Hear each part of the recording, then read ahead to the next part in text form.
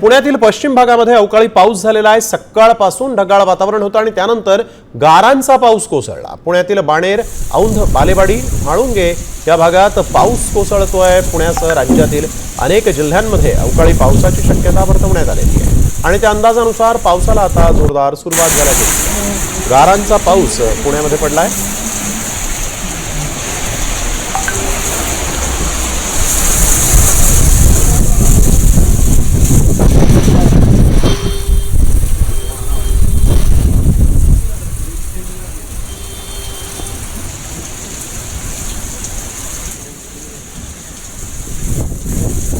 अक्षय बडवे आमचे प्रतिनिधी आपल्यासोबत फोन लाईन वरून जोडले गेले आहेत। अक्षय, आपण बघतोय पुण्यात चक्क गारांचा पाऊस होतोय, काय अधिक माहिती?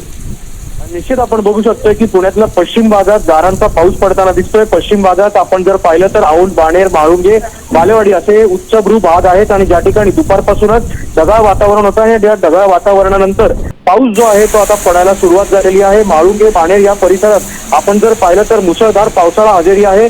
सोसाट्याचा वारा आणि त्यासोबत गारपीट सुद्धा या ठिकाणी होताना आपल्याला पाहायला मिळते।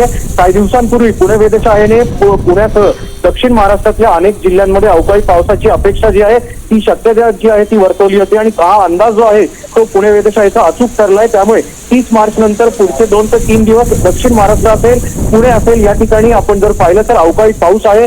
शेतकऱ्यांसाठी मोठा अडचणीचा काळ हा ठरू शकतो। त्यामुळे आपण जर पाहिलं तर मोठा आव्हान शेतकऱ्यांसमोर सुद्धा राहणार आहे आणि पुण्यातली शहरातली जी परिस्थिती आपण जर बघितली तर पुण्यातल्या पश्चिम भागात दुपारपासूनच आपण पाहिलं तर ढगाळ वातावरणानंतर आता जोरदार पावसाला सुरुवात झाली आहे। बिलकुल, धन्यवाद अक्षय आपण दिलेल्या या सविस्तर माहितीसाठी। तर आपण बघतोय यावेळेस पुण्यामध्ये गारांचा पाऊस झाला आणि एकच पुणेकरांची धावपळ झालेली आहे। सकाळपासून ढगाळ वातावरण होतं आणि त्यानंतर पाऊस सुरू झाला आणि हा पाऊस जो आहे तो देखील गारांचा पडल्यामुळे आता आश्चर्य व्यक्त होत आहे। उकाड्यापासून मात्र पुणेकरांना काहीसा दिलासा मिळाला असला तरी गारांच्या या पावसामुळे मात्र